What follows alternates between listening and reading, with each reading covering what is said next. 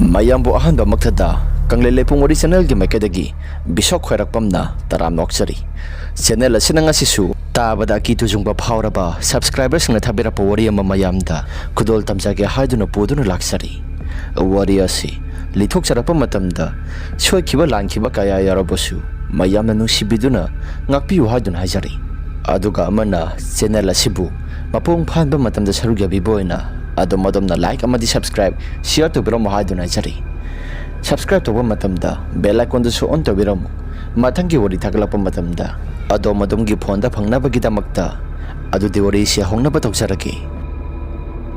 thaudo singa sidagina sahitare muki mamangi wari ama khakni aigi ming loya kawi aikhoi gilamasi khungangi lamda oina laibo oina tawbana manga simatik chana su saramdri aikhoi gi laikai si khara hongdo hongjin haibadi laikai gi mangpham asi khara hongdo hongjin hana saramba mafam jaga asi mangpham asi se khaire haidana aikhoi si asumna inau nauna aikhoi gi mangpham asi su matik chana phajana sana ba haiduna tawringai matam maduda laikai gi misi mina si sodamak thokpa yauri laikai gi lampak masa malai lampak asida laikai gi misi mina tholakpa matamda masida sida seba tawi hana seba tawramba laikai gi mangpham jaga asi su matik chana sadringai matam masida misimina tholak labanina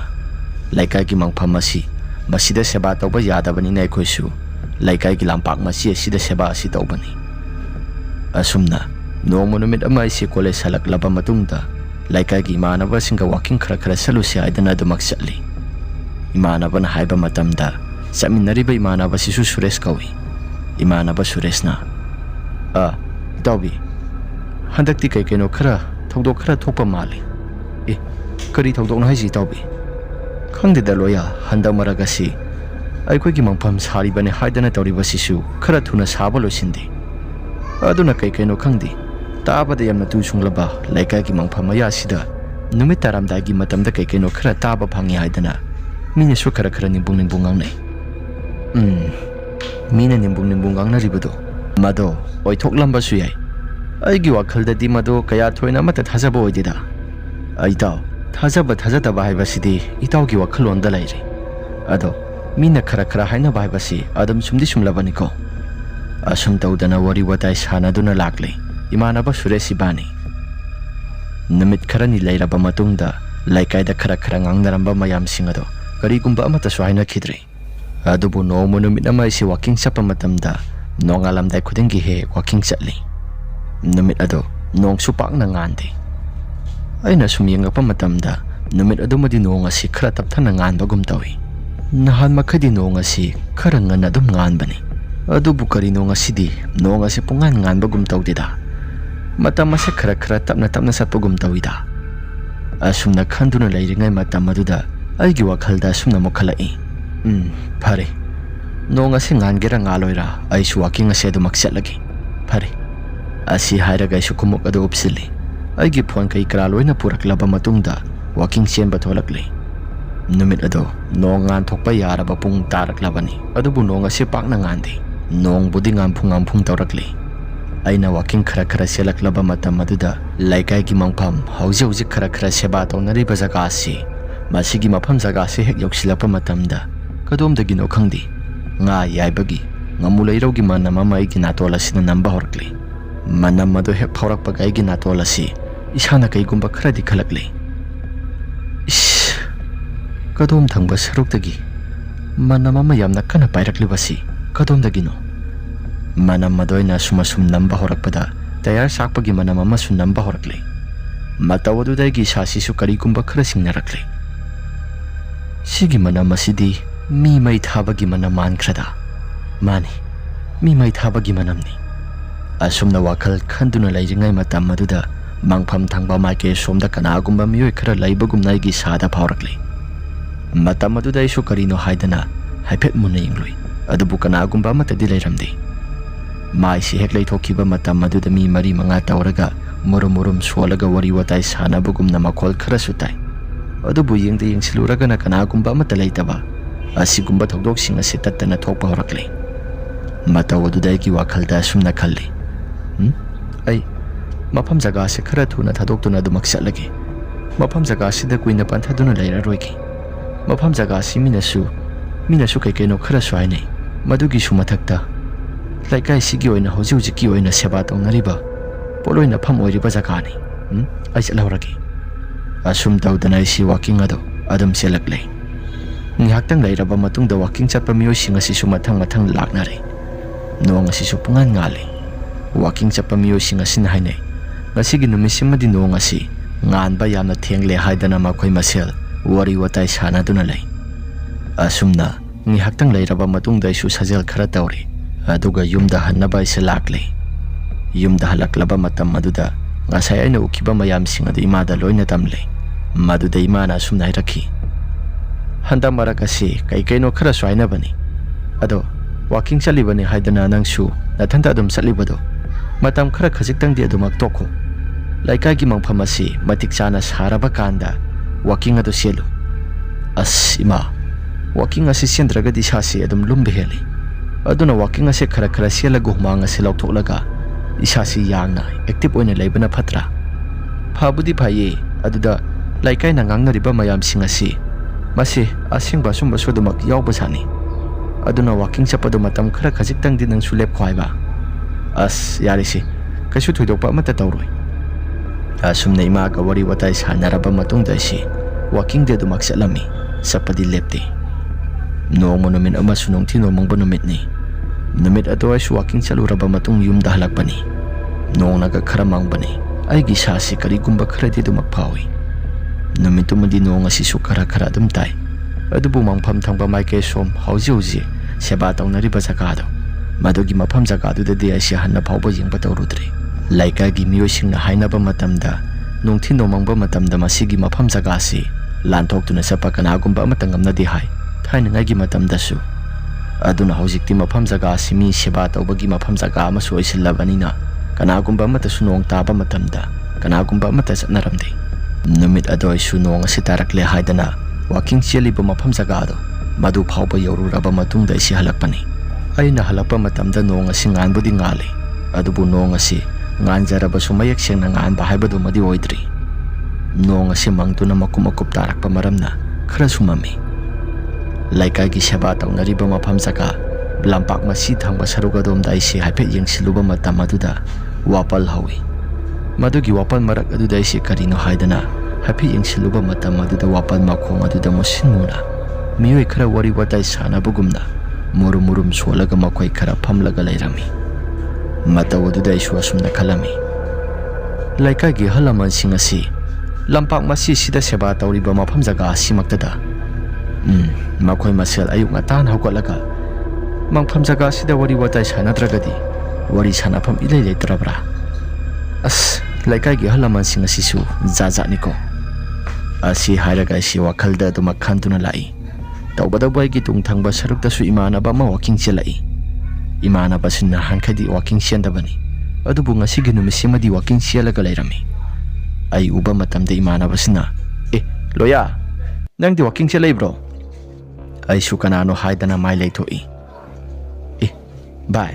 ꯅꯪꯗꯤ ꯅꯍꯥꯟ ꯃꯈꯩ ꯋꯥꯀꯤꯡ ꯆꯦꯟꯕ꯭ꯔꯅꯦ ꯑꯩꯗꯤ ꯉꯁꯤ ꯈꯛꯇ ꯆꯦꯟꯕꯅꯤꯗ ꯏꯃꯥꯟꯅꯕꯗꯨꯅ ꯑꯗꯣ ꯅꯪ ꯅꯍꯥꯟꯈꯩ ꯆꯦꯜꯂꯒ ꯑꯩꯉꯣꯟꯗ ꯍꯥꯏꯐꯦꯠꯇꯪ ꯍꯥꯏꯔꯝꯃꯗꯤ ꯐꯒꯗꯕ ꯑꯁ ꯑꯩꯁꯨ ꯏꯊꯟꯇ ꯑꯗꯨꯃꯛ ꯆꯦꯜꯂꯤꯗ ꯅꯈꯣꯏ ꯀꯅꯥꯒꯨꯝꯕ ꯑꯃꯠꯇ ꯍꯧꯕꯗ ꯌꯥꯔꯛꯀꯗꯕ ꯃꯥꯟꯗꯕ ꯑꯗꯨꯒꯤ ꯏꯊꯟꯇ ꯑꯗꯨꯃꯛ ꯆꯦꯟꯕꯅꯤ ꯑꯁꯨꯝꯅ ꯋꯥꯔꯤ ꯁꯥꯟꯅꯔꯤꯉꯩ ꯃꯇꯝ ꯑꯗꯨꯗ ꯑꯩꯁꯤ ꯉꯁꯥꯏ ꯎꯈꯤꯕꯗꯨ ꯅꯤꯡꯁꯤꯡꯂꯛꯂꯦ ꯏꯃꯥꯟꯅꯕꯗꯨꯗ ꯑꯩꯅ ꯕꯣꯌꯥꯏ ꯑꯥꯒꯤ ꯋꯥꯄꯜ ꯊꯪꯕ ꯁꯔꯨꯛ ꯑꯁꯣꯝꯁꯤꯗ ꯃꯈꯣꯏ 4-5 ꯂꯩꯕꯒꯨꯝ ꯇꯧꯔꯤꯁꯤ ꯅꯪ ꯎꯕ꯭ꯔꯥ ꯇꯁꯦꯡꯕꯗꯤ ꯕꯣꯌꯥꯏꯒꯤ ꯃꯃꯤꯠꯇꯗꯤ ꯎꯗꯕ ꯖꯥꯠꯅꯤ ꯃꯍꯥꯛꯇꯤ ꯎꯗꯦ ꯍꯥꯏꯗꯅ ꯈꯨꯝꯂꯛꯏ ꯑꯩꯒꯤ ꯃꯤꯠꯇꯗꯤ ꯉꯁꯥꯏ ꯎꯈꯤꯕ ꯃꯌꯥꯝꯁꯤꯡ ꯑꯗꯨ ꯆꯞ ꯃꯥꯟꯅꯅ ꯑꯗꯨꯃꯛ ꯎꯔꯤ ꯏꯃꯥꯟꯅꯕ ꯕꯣꯌꯥꯏꯗ ꯑꯩꯅ ꯑꯥꯗ ꯂꯩꯔꯤꯁꯤ ꯅꯪꯕꯨ ꯎꯗꯕ꯭ꯔꯣ ꯕꯣꯌꯥꯏꯅꯁꯨ ꯎꯗꯦ ꯍꯥꯏꯗꯅ ꯍꯥꯏꯔꯛꯈꯤ ꯃꯇꯧ ꯑꯗꯨꯗ ꯑꯩꯒꯤ ꯏꯁꯥꯁꯤꯁꯨ ꯉꯛꯄꯅ ꯈꯝ ꯊꯦꯡꯂꯦ ꯏꯃꯥꯟꯅꯕ ꯕꯣꯌꯥꯏꯗ ꯕꯣꯌꯥꯏ ꯅꯪ ꯑꯃꯨꯛꯇꯗꯤ ꯌꯦꯡꯉꯨꯗ ꯑꯁꯤ ꯍꯥꯏꯔꯒ ꯃꯥꯏ ꯂꯩꯊꯣꯔꯛꯄ ꯃꯇꯝꯗ ꯍꯧꯖꯤꯛ ꯉꯥꯏꯍꯥꯛꯇꯪꯒꯤ ꯃꯃꯥꯡꯗ ꯎꯔꯝꯕ ꯃꯌꯥꯝꯁꯤꯡ ꯑꯗꯣ ꯑꯃꯠꯇ ꯎꯒꯦ ꯐꯪꯈꯤꯗ꯭ꯔꯤ ꯂꯣꯏꯅ ꯍꯦꯛꯇ ꯃꯥꯡꯈꯤꯔꯝꯃꯤ ꯃꯇꯧ ꯑꯗꯨꯗ ꯑꯩꯒꯤ ꯏꯁꯥꯁꯤ ꯏꯉꯛ ꯉꯛꯏ ꯃꯗꯨꯗ ꯕꯣꯌꯥꯏꯅ ꯑꯁꯨꯝꯅ ꯍꯥꯏꯔꯛꯈꯤ ꯚꯥꯏ ꯅꯪꯒꯤ ꯃꯤꯠꯇ ꯀꯩꯅꯣ ꯄꯨꯡꯎꯗ ꯎꯔꯕ꯭ꯔꯣ ꯏꯃꯥꯟꯅꯕ ꯕꯣꯌꯥꯏꯒꯤ ꯋꯥꯐꯝ ꯑꯗꯨꯗ ꯑꯩꯅ ꯏꯇꯥꯎ ꯍꯧꯖꯤꯛ ꯉꯥꯏꯍꯥꯛꯇꯪꯒꯤ ꯃꯃꯥꯡꯗ ꯅꯪꯅ ꯎꯗꯦꯅ ꯍꯥꯏꯔꯤꯕꯗꯣ ꯑꯩꯒꯤ ꯃꯤꯠꯇꯗꯤ ꯀꯩꯅꯣ ꯃꯁꯦꯡ ꯃꯔꯥꯡ ꯑꯣꯏꯅ ꯌꯥꯝꯅ ꯎꯏ ꯏꯃꯥꯟꯅꯕ ꯕꯣꯌꯥꯏꯅ ꯑꯁ ꯂꯥꯎꯁꯤ khara thuna saslo sana sana imanaba boyaina laikai gi mangpham lairiba haibadi seba taunariba mafam jaga lampaga silan thoraklaba matamda boyaina sunai rakhi itaw masigi mafam jaga si laikai gi mina su kai kaino khara hainaribani aduna mafam jaga si sapa matamda aidi sasi kai gumba madum tawi ubodi udida imanaba boyagi wafam aduda ina sigi mafam jaga si kai ui hainage aisu nahan kai kaino khonjel khara tai aduda laithoktuna yingluba matamda su kari gumba amata lairamdi imanaba boyaina wa makha tana nahan aikoi basaudo masobi hoigi mapamda salubani ibokto nai haidana aduda yumda halakpada basaudo cycle da illa kalakpaduda sigi hausi seba taunariba mafam jaga asi sida kai kaino khara ui haidana halaga pautami madugi pawadu taba matamda wari singadu taruba matamda igi sasi karigumba khara ningsinglai boyai da ina boyai laikai gi mangpham masi matik chana sadabasida sida seba taunaribani haidana tauribasi sigi marak asida tamnaribra nahan makai laikai gi mangpham jaga asida di karigumba amata taudeda laikai gi mangpham jaga si mafam jaga di sabani ada quality se phajana matik chana saudaba maramna sekhaiba khotpa taurakpadagi masigi mafam jaga asida hongdoktuna mangpham asi oikhibani matam kharagi damakta asumna wari watai sana dana aikoi silakli yumda yauraba matungda babaga imaga da wari singada amata tamlamdi asumna numik kharani hokre walking selambadu soisi sasi ki re haidana walking ga amata sengkhidre asumna matam madu inga thagi nong asi suba horaklaba matam maduda aisi numitumadi college sapasi nungaitre haidana college ka amata salamdi nong subanina college sapado nungaitabani asumna ay nongalaklaba matam maduda laikai gi ahalama matam kuina sangna seba tauraga lairaklaba ahalama sire haidana laikai si wawa launai laikai gi halasi sirabanina naha khara seba tawada yauna ba haidana mayama se marang taurai maduda laikai gi imanaba boya amadi suresu makoisu yaurusi haidana ingonda horai imanaba suresh amadi boya su yauraba maktada si chatlami asumna numitumadi nonga si thili susui ayukta sibani adubu numidang da masa masu sing lakpa ngaibada numidang ki matam adumak takri imanaba suresh taina as aidi tandi taliko numidang matam nagoisili ngasai kok tauba yarabaduda imanaba boyaina ngasai ayuk taugadabado masa masu sing ada laikibado madugi ngaithong asin taunari matamda matam ase khara thengkibani pharesi aduna bulaikai gi miyam sing asisu khara yamna tauksiaidana makhoi mayam ama hoduna horaklibasidi hoida adugi budi kasu thoina kaiba budi laitida mayam yambani na mi sing asisu kiba khara budi phanida asumna hainarami akhoi humasi ngai haktangi matung pung tare makhai taraklaba madugi mata maduda laikai gi mio sing asisu loina sunari aduga masa masu sing asisu loina laklaba matungda seba taunaba laikai gi lampak lairiba maike somda puthoraklei laikai gi lampak asi hana ina thengna khibado madu hekta ningsinglai madu ningsingai gi sasi khara suki mata madu dai khosi yusu khara thakpa horabani yosi yamna thakpa makti nakte aduna laikai gi imanaba suresh amadi imanaba boyaisu khara paisi haidana laikai gi halaman sing khangan dabida yamba amada aikhoina lona sinarami aikhoi ahum gine haidana mahaksu yuoda lona piraklami yuosi khara thakle aduna seba tawasi suma khoi khara sangduna adum otpa khotpa tawrami mangpham asi suma tiksana sadaba maramna singlong khalaga tawba maramna nongna ka khara sutharakpane seba tawasi mangam ipang panglamde ahalgi matam na goisili thauna ga mata thoktabane masasi su pakna tumsilu haiba yaramde asumna lairingai matam maduda laikai gi ipalamana is kari matawnige nahan makhadi nong asi surabasu mai se adum sakti sakpani ngasigi numisimadi karino mai se pakna saw haiba yade singsu aduma kangibani kari mata langono sibo laikai gi kaka amana mai se mulhamba yade mai singa simutana adumak thagadabani hadana mahaksu yamna kana hairaklami mai singa do kerosin hajinadana aikosi yamna toina mai simutana ba kerosina si hairami adubung haktang lairaba matungda nong asi su khara kana suthage haidana tawrakle asumna tawringai marak aduda ꯂꯩꯔꯤꯕ ꯃꯌꯥꯝꯁꯤꯡ ꯑꯁꯤꯁꯨ ꯅꯣꯡ ꯆꯣꯠꯇꯅꯕꯅꯤ ꯍꯥꯏꯗꯅ ꯇꯧꯔꯝꯃꯤ꯫ ꯅꯣꯡ ꯑꯁꯤꯁꯨ ꯈꯔ ꯀꯪꯈꯠꯂꯛꯄꯗꯨꯗ ꯑꯩꯈꯣꯏ ꯃꯌꯥꯝ ꯑꯁꯤꯁꯨ ꯃꯊꯥ ꯁꯥꯔꯝꯃꯤ꯫ ꯇꯨꯐꯝ ꯖꯒꯥꯁꯨ ꯑꯃꯠꯇ ꯂꯩꯇꯕ ꯂꯝꯄꯥꯛ ꯑꯁꯤꯒꯤ ꯃꯇꯥꯏ ꯊꯪꯕ ꯁꯔꯨꯛꯇ ꯍꯧꯔꯤꯕ ꯍꯩꯅꯧ ꯄꯥꯝꯕꯤ ꯑꯆꯧꯕ ꯃꯈꯣꯡ ꯑꯗꯨꯗ ꯑꯩꯈꯣꯏ ꯃꯌꯥꯝ ꯑꯁꯤ ꯄꯨꯂꯞ ꯂꯦꯞꯂꯝꯃꯤ꯫ ꯅꯣꯡ ꯑꯁꯤ ꯈꯔꯁꯨ ꯆꯨꯔꯛꯏ, ꯑꯗꯨꯕꯨ ꯌꯥꯝꯅ ꯀꯟꯅ ꯆꯨꯕꯃꯛꯇꯤ ꯑꯣꯏꯗ꯭ꯔꯤ꯫ ꯍꯥꯟꯅ ꯃꯀꯨꯞ ꯆꯨꯔꯝꯕꯗꯒꯤ ꯈꯔ ꯀꯪꯈꯠꯂꯛꯏ ꯍꯥꯏꯕꯒꯤ ꯋꯥꯅꯤ, ꯄꯨꯔꯥ ꯃꯄꯨꯡ ꯐꯥꯅ ꯀꯟꯅ ꯆꯨꯕꯃꯛꯇꯤ ꯅꯠꯇ꯭ꯔꯤ꯫ ꯑꯩꯈꯣꯏꯁꯤ ꯈꯔ ꯐꯔꯛꯂꯕ ꯃꯇꯝ ꯑꯗꯨꯗ ꯑꯃꯨꯛꯇꯪ ꯊꯣꯛꯂꯒ ꯌꯦꯡꯁꯤ ꯍꯥꯏꯗꯅ ꯌꯦꯡꯉꯤ꯫ ꯑꯗꯨꯕꯨ ꯃꯁꯥꯗꯣ ꯈꯔ ꯀꯥꯔꯨꯝ ꯇꯧꯔꯒ ꯃꯄꯨꯡ ꯐꯥꯅ ꯆꯥꯛꯄꯃꯛꯇꯤ ꯑꯣꯏꯗ꯭ꯔꯤ꯫ ꯃꯩ ꯑꯁꯤ ꯑꯃꯨꯛ ꯏꯅꯧ ꯅꯧꯅ ꯊꯥꯒꯠꯅꯕꯗ ꯑꯋꯥꯕ ꯍꯥꯏꯕꯗꯨ ꯑꯣꯏꯔꯦ꯫ ꯂꯩꯀꯥꯏꯒꯤ ꯏꯄꯜ ꯑꯃꯅ "ꯏꯁ, ꯁꯤꯔ ꯐꯥꯎꯕꯗ ꯃꯔꯨꯅ ꯌꯨꯏ ꯍꯥꯏꯕ ꯑꯍꯜ ꯑꯗꯣ ꯃꯁꯤꯒꯤ ꯑꯍꯜ ꯑꯁꯤ ꯑꯣꯏꯕ ꯇꯥꯔꯦ꯫ ꯑꯣꯟꯊꯣꯛꯅ ꯁꯦꯕꯥ ꯇꯧꯕ ꯋꯥꯕ ꯑꯍꯜ ꯑꯁꯤꯕꯨ ꯀꯔꯤꯅꯣ? ꯃꯁꯥꯁꯦ ꯊꯥꯎꯔꯦꯛ ꯑꯃꯠꯇꯁꯨ ꯊꯣꯛꯇꯦ, ꯃꯩ ꯊꯥꯕ ꯃꯇꯝꯗ ꯆꯥꯛꯄꯁꯨ ꯑꯣꯏꯗꯕꯅꯤꯅ ꯅꯣꯡꯅꯒ ꯅꯣꯡ ꯇꯥꯁꯤꯜꯂꯛꯄꯅꯦ, ꯑꯣꯟꯊꯣꯛꯅ ꯋꯥꯔꯦ." ꯑꯁꯨꯝꯅ ꯍꯥꯏꯅꯗꯨꯅ ꯂꯩꯔꯤꯉꯩ ꯂꯝꯄꯥꯛ ꯑꯁꯤꯒꯤ ꯅꯥꯀꯜ ꯊꯪꯕ ꯁꯔꯨꯛ ꯑꯗꯣꯝꯗ ꯍꯨꯃꯨ ꯄꯔꯦꯡ ꯑꯃ ꯍꯧꯏ꯫ ꯍꯨꯃꯨ ꯄꯔꯦꯡ ꯍꯧꯔꯤꯕ ꯖꯒꯥꯗꯨꯗ ꯀꯅꯥꯒꯨꯝꯕ ꯃꯤꯁꯛ ꯈꯔ ꯂꯩꯕꯒꯨꯝꯅ ꯑꯩꯈꯣꯏꯁꯤ ꯎꯔꯛꯂꯤ꯫ ꯃꯇꯧ ꯑꯗꯨꯗ ꯀꯔꯤꯅꯣ ꯍꯥꯏꯗꯅ ꯑꯩꯈꯣꯏꯁꯤ ꯃꯨꯔꯨꯝ ꯁꯣꯟꯅꯩ꯫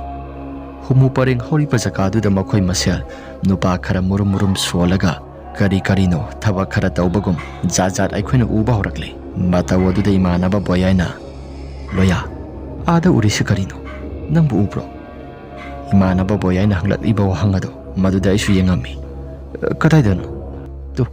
ꯑꯥꯗꯒꯤ ꯍꯨꯃꯨ ꯄꯔꯦꯡ ꯍꯧꯔꯤꯁꯤ ꯅꯪꯕꯨ ꯎꯗꯕ꯭ꯔꯣ?" "ꯑꯥꯗꯩꯁꯤꯗꯤ ꯀꯔꯤꯅꯣ ꯁꯤꯗꯤ?" ꯑꯁꯤ ꯍꯥꯏꯔꯒ ꯃꯨꯟꯅ ꯌꯦꯡꯂꯝꯃꯤ꯫ ꯃꯗꯨꯗ ꯏꯃꯥꯟꯅꯕ ꯕꯣꯌꯥꯏꯅ "ꯍꯨꯃꯨ ꯄꯔꯦꯡ ꯍꯧꯔꯤꯕ ꯖꯒꯥꯁꯤꯗ ꯃꯤ ꯈꯔ ꯂꯩꯕꯒꯨꯝ ꯇꯧꯔꯤꯕꯁꯤ ꯅꯪꯕꯨ ꯎꯗꯕ꯭ꯔꯣ?" "ꯚꯥꯏ, ꯎꯔꯦ꯫ ꯀꯩꯅꯣ ꯁꯤꯕꯨ? ꯈꯪꯗꯦ." ꯑꯁꯨꯝꯅ ꯂꯩꯔꯤꯉꯩ ꯉꯥꯏꯍꯥꯛꯇꯪꯒꯤ ꯃꯇꯨꯡꯗ ꯎꯔꯝꯕ ꯃꯌꯥꯝꯁꯤꯡ ꯑꯗꯨꯁꯨ ꯂꯣꯏꯅ ꯍꯦꯛꯇ ꯃꯥꯡꯈ꯭ꯔꯤ꯫ ꯁꯤꯡ ꯑꯗꯨꯁꯨ ꯈꯪꯍꯧꯗꯅ ꯉꯁꯥꯏ ꯃꯈꯩꯗꯤ ꯀꯔꯤꯒꯨꯝꯕ ꯑꯃꯠꯇ ꯆꯥꯛꯇꯅ ꯂꯩꯔꯝꯕꯗꯣ ꯒ꯭ꯔꯣꯡ ꯂꯥꯎꯅ ꯍꯦꯛꯇ ꯆꯥꯛꯈꯠꯂꯛꯏ꯫ ꯃꯇꯧ ꯑꯗꯨꯗ ꯂꯩꯀꯥꯏꯒꯤ ꯃꯤꯑꯣꯏꯁꯤꯡ ꯑꯁꯤꯁꯨ ꯈꯔ ꯃꯈꯩꯗꯤ ꯐꯔꯤ꯫ ꯃꯈꯣꯏꯁꯨ ꯍꯨꯃꯨ ꯄꯔꯦꯡ ꯍꯧꯔꯤꯕ ꯖꯒꯥꯗꯨꯗ ꯌꯦꯡꯂꯝꯕꯅꯤ꯫ ꯃꯩ ꯆꯥꯛꯈꯠꯂꯛꯄꯗꯨꯗ ꯃꯩꯔꯣꯝꯗ ꯑꯃꯨꯛ ꯑꯣꯟꯁꯤꯜꯂꯤ꯫ ꯑꯁꯨꯝꯅ ꯉꯥꯏꯍꯥꯛꯇꯪ ꯂꯩꯔꯤꯉꯩ ꯃꯇꯝ ꯑꯗꯨꯗ ꯍꯨꯃꯨ ꯍꯧꯔꯤꯕ ꯄꯔꯦꯡꯁꯤꯡ ꯑꯁꯤꯗ ꯀꯅꯥꯒꯨꯝꯕ ꯃꯤꯑꯣꯏ ꯈꯔ ꯂꯩꯗꯨꯅ ꯍꯨꯃꯨꯁꯤꯡ ꯑꯁꯤ ꯀꯟꯊꯠꯇꯅ ꯍꯨꯃꯨꯁꯤꯡ ꯑꯗꯣ ꯐꯔ ꯍꯥꯏꯕꯒꯨꯝ ꯇꯧꯔꯛꯂꯤ꯫ ꯃꯗꯨꯗ ꯇꯧꯔꯤꯕ ꯊꯧꯗꯣꯛꯁꯤꯡ ꯑꯗꯨ ꯀꯔꯤꯅꯣ ꯍꯥꯏꯗꯅ ꯑꯩꯈꯣꯏꯁꯤ ꯃꯨꯟꯅ ꯌꯦꯡꯉꯤ꯫ ꯂꯩꯀꯥꯏꯒꯤ ꯃꯤꯑꯣꯏꯁꯤꯡ ꯑꯁꯤꯁꯨ ꯃꯁꯤꯒꯤ ꯊꯧꯗꯣꯛ ꯑꯁꯤꯗꯤ ꯅꯍꯥꯟ ꯃꯈꯩ ꯃꯤ ꯁꯦꯕꯥ ꯇꯧꯕ ꯃꯇꯝꯗ ꯇꯧꯈꯤꯕ ꯃꯌꯥꯝꯁꯤꯡ ꯑꯗꯨꯒ ꯑꯃꯠꯇ ꯃꯥꯟꯅꯗꯦ꯫ ꯑꯗꯨꯅ ꯇꯧꯔꯤꯕ ꯊꯧꯗꯣꯛꯁꯤꯡ ꯑꯁꯤ ꯀꯔꯤꯅꯣ ꯀꯣꯛ ꯉꯥꯎꯔꯦ ꯍꯥꯏꯗꯅ ꯃꯌꯥꯝꯁꯤꯡ ꯑꯁꯤꯁꯨ ꯃꯊꯪ ꯍꯥꯏꯅꯔꯛꯂꯤ꯫ ꯑꯩꯗꯤ ꯍꯥꯟꯅ ꯁꯦꯕꯥ ꯇꯧꯕꯁꯤ ꯄꯥꯛꯅ ꯌꯥꯎꯗꯦ, ꯃꯔꯛꯇ ꯈꯔ ꯌꯥꯎꯕꯒꯤ ꯋꯥꯅꯤ꯫ ꯇꯧꯔꯤꯕ ꯊꯧꯗꯣꯛꯁꯤꯡ ꯑꯁꯤꯗꯤ ꯉꯁꯤꯅ ꯑꯍꯥꯟꯕꯅꯤ꯫ ꯑꯗꯨꯅ ꯑꯍꯥꯟꯕ ꯎꯕꯅꯤꯅ ꯑꯩꯒꯤ ꯏꯁꯥꯁꯤ ꯑꯀꯤ ꯇꯨꯖꯨꯡꯕ ꯐꯥꯎꯕ ꯍꯥꯏꯕꯗꯨ ꯑꯣꯏꯔꯛꯂꯤ꯫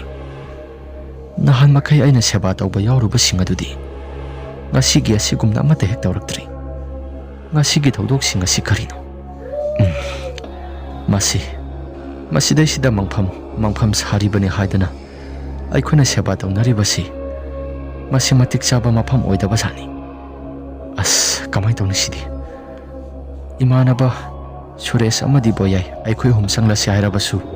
ꯆꯪꯕꯁꯨ ꯀꯤꯖꯩ꯫ ꯑꯩꯕꯨ ꯑꯃꯨꯛꯇꯪ ꯍꯧꯗꯣꯛꯂꯒ ꯌꯦꯡꯁꯤꯔꯥ? ꯏꯃꯥꯟꯅꯕ ꯁꯨꯔꯦꯁꯇ ꯑꯩꯅ "ꯚꯥꯏ, ꯆꯪꯅꯕ ꯇꯧꯔꯁꯤꯔꯥ?" "ꯉꯥꯏꯈꯣꯏ, ꯑꯍꯜ ꯂꯃꯟ ꯃꯌꯥꯝꯁꯤꯡ ꯑꯁꯤꯒ ꯄꯨꯂꯞ ꯄꯨꯟꯅ ꯆꯪꯃꯤꯟꯅꯁꯤ꯫ ꯑꯩꯈꯣꯏ ꯑꯍꯨꯝ ꯆꯪꯕꯗꯣ ꯉꯁꯥꯏꯗꯒꯤ ꯇꯟꯅ ꯑꯩꯁꯦ ꯂꯩꯔꯝꯕꯅꯤ." ꯏꯃꯥꯟꯅꯕ ꯁꯨꯔꯦꯁꯀꯤ ꯋꯥꯐꯝ ꯑꯁꯤꯗ ꯑꯩꯅ "ꯑꯁ, ꯑꯩꯗꯤ ꯇꯧꯔꯤꯁꯤꯡꯁꯤ ꯌꯥꯝꯅ ꯇꯜꯂꯛꯂꯦ꯫ ꯆꯪꯉꯁꯤꯕ, ꯕꯣꯌꯥꯏ ꯑꯩꯈꯣꯏ ꯑꯍꯨꯝ ꯂꯩꯔꯤꯁꯤꯗꯤ, ꯌꯨꯁꯨ ꯈꯔ ꯉꯥꯎꯔꯤ." ꯑꯁꯨꯝꯅ ꯋꯥꯔꯤ ꯋꯥꯇꯥꯏ ꯁꯥꯟꯅꯗꯨꯅ ꯂꯩꯔꯤꯉꯩ ꯀꯅꯥꯒꯨꯝꯕ ꯃꯤꯑꯣꯏ ꯈꯔꯅ ꯄꯨꯡꯖꯥꯜ ꯊꯤꯟꯗꯨꯅ ꯃꯈꯣꯜ ꯈꯔ ꯇꯥꯕꯒꯨꯝꯅ ꯅꯥꯀꯣꯡ ꯑꯁꯤꯗ ꯇꯥꯏ ꯍꯥꯏꯗꯨꯅ ꯍꯥꯏꯅꯔꯛꯂꯤ꯫ ꯃꯇꯧ ꯑꯗꯨꯗ ꯀꯔꯤꯅꯣ ꯍꯥꯏꯗꯅ ꯑꯩꯈꯣꯏ ꯃꯌꯥꯝ ꯑꯁꯤ ꯃꯨꯔꯨꯝ ꯁꯣꯟꯅꯩ꯫ ꯇꯁꯦꯡꯕꯃꯛꯀꯤꯗꯤ ꯄꯨꯡꯖꯥꯜ ꯊꯤꯟꯕꯒꯤ ꯃꯈꯣꯜ ꯑꯁꯤ ꯃꯤ ꯈꯔ ꯈꯛꯇꯪꯈꯛ ꯇꯥꯕꯅꯤ, ꯂꯣꯏꯅ ꯇꯥꯕꯃꯛꯇꯤ ꯑꯣꯏꯗ꯭ꯔꯤ꯫ ꯑꯗꯨꯅ ꯑꯩꯈꯣꯏ ꯃꯌꯥꯝ ꯑꯁꯤꯁꯨ ꯇꯥꯗꯦ ꯍꯥꯏꯗꯅ ꯇꯥꯗꯕ ꯀꯥꯡꯕꯨꯅ ꯍꯥꯏꯅꯔꯝꯃꯤ꯫ ꯑꯁꯨꯝꯅ ꯂꯩꯔꯤꯉꯩ ꯃꯇꯝ ꯑꯗꯨꯗ ꯑꯁꯦꯡꯕꯃꯛꯀꯤ ꯄꯨꯡꯖꯥꯜ ꯊꯤꯟꯕꯒꯤ ꯃꯈꯣꯜ ꯑꯁꯤ ꯌꯥꯝꯅ ꯅꯛꯅ ꯑꯩꯒꯤ ꯅꯥꯀꯣꯡ ꯑꯁꯤꯗꯁꯨ ꯇꯥꯕ ꯍꯧꯔꯛꯂꯤ꯫ ꯃꯌꯥꯝ ꯑꯁꯤ ꯃꯈꯣꯜ ꯑꯗꯨ ꯇꯥꯔꯛꯄ ꯃꯇꯝꯗ ꯀꯤꯔꯦ ꯍꯥꯏꯗꯅ ꯀꯥꯏꯗꯅ ꯆꯦꯟꯕ ꯑꯍꯜ ꯈꯔꯁꯨ ꯌꯥꯎꯅꯔꯤ꯫ ꯇꯁꯦꯡꯕꯃꯛꯇꯤ ꯁꯦꯕꯥ ꯑꯁꯤ ꯇꯧꯕ ꯂꯣꯏꯁꯤꯟꯗ꯭ꯔꯤꯕꯅꯤ꯫ ꯑꯁꯨꯝꯅ ꯂꯩꯔꯤꯉꯩ ꯃꯇꯝ ꯑꯗꯨꯗ ꯁꯦꯕꯥ ꯇꯧꯔꯤꯕ ꯑꯍꯜ ꯑꯁꯤꯁꯨ ꯃꯍꯥꯛꯀꯤ ꯊꯥꯔꯤꯕ ꯃꯩ ꯑꯗꯨ ꯁꯤꯡ ꯃꯌꯥꯝꯁꯤꯡ ꯑꯗꯨ ꯍꯦꯛꯇ ꯀꯤꯟꯊꯔꯛꯄꯒꯨꯝ ꯇꯧꯏ꯫ ꯂꯩꯀꯥꯏꯒꯤ ꯀꯀꯥ ꯑꯃꯁꯨ ꯁꯤꯡ ꯃꯌꯥꯝꯁꯤꯡ ꯑꯗꯨ ꯀꯤꯟꯊꯔꯛꯄꯗꯨꯗ ꯃꯁꯤꯗꯤ ꯁꯣꯏꯕ ꯇꯥꯔꯦ ꯍꯥꯏꯗꯅ ꯁꯤꯡ ꯑꯗꯨ ꯑꯃꯨꯛ ꯂꯣꯡꯈꯠꯇꯨꯅ ꯃꯩ ꯊꯥꯕ ꯑꯃꯨꯛ ꯍꯧꯔꯛꯏ꯫ ꯃꯇꯝ ꯑꯗꯨꯗ ꯄꯨꯡꯖꯥꯜ ꯊꯤꯟꯕꯒꯤ ꯃꯈꯣꯜ ꯑꯁꯤꯁꯨ ꯂꯦꯞꯄ ꯂꯩꯇꯅ ꯑꯗꯨꯃꯛ ꯇꯥꯔꯛꯏ꯫ ꯉꯥꯏꯍꯥꯛꯇꯪꯒꯤ ꯃꯇꯨꯡꯗ ꯃꯈꯣꯜꯁꯤꯡ ꯑꯗꯨꯁꯨ ꯂꯣꯏꯅ ꯐꯈ꯭ꯔꯦ꯫ ꯂꯩꯀꯥꯏꯒꯤ ꯑꯍꯜ ꯈꯔ ꯌꯥꯎꯔꯤꯕꯗꯨꯅ asumna hairaki. Angang sa siengkiba makhoi khara na siengkhrabasu laihoriba khoi khara khaksina seba se mapung phana tawsilasi natragadi laikai gi mioi singa sisu loina mathong maram khangdana laikai si awaphamda soidana taba yai aduna seba se matik chana khoi sulo silhaurasi asumna ngangna duna lairingai nonga sisu phutit phuba makhai su tharakle ai khoi mayam asisu tawpham chafam amata khangdana matha sanarami poloi bani haidana mai thagaliba singa du suloin hekta pumun butle laikai gi halaman singa sisu masidi kari matawno haidana yamna sonarami ngai haktang gi matungda seba tawagi mai asisu loina pum mutkraba matungda mai thagapa mata sakhidre sing mayam singa sisu pungtum tumna saktri loina pungso solabani na mata sawa haiba yadre asumna ngai haktang gi matungda tawriba mayam singa do masidi yararoi haidana ikhoi mayam asi karigumba kharadi khanarakle masi matik chana karigumba amada phumjilaga thamasira haiduna khalai tawbadabu laikai gi halama singna di yadri asumna mai saknaba yamna kana hotnaringai matam aduda kadom thangba sarukdagino khangdi mafa marang amata su khangda humu horiba maike somdagi kana agumba halamana yamna kana laubagi khonjelda aikhoi mayam asi taba horakli ma khola do tarakpada aikhoi mayam asi su kibana yadri tawbadabu laikai gi halaman singa sina sumna hairaki hende henjilaklabadi aikhoisu mafam jaga si thadokuna soidana siengkiba soidrabani nahan makai tawriba mayam singa do ngasigi asigumna amata hek tawdri onthokna pharak takreda haiduna lairingai matam maduda haina horiba adomda kanagumba halamana murum solaga kana masak masadi amata uda makol thokduna kanagumba miyoi amana law khongduna tawbasi makol khara taba horaklei asumna makol khara taba matam maduda aikhoi mayam asisu kirakle adugo humu horiba maike somda so kanagumba miyoi khara na murum sonbagumna makol khara tarakle handamukti laikai gi halaman mayam singa sisu kiba honaraklaba male laikai gi halaman singa sina sidi sienba yabagi matam yoksilakle angangsa nakhoi khara section sajana layu asumna laikai gi halaman singa duna hairaklaba matam adu dai khoisi khangki kirakle ngai haktang gi matungda hainu makhong adomda halasi siriba halasi uba horakle haidana laikai gi halaman singa si sielo haidana mathumaram khangdana sienba honnarakle laikai gi imanaba suresh amadi imanaba boyai aikhoi humsu mathong maram khangdana dumak selakle lambi selakpada soigi tung thangba saruga somsida kanagumba amana adum inarakpagumna makhol khara sutarai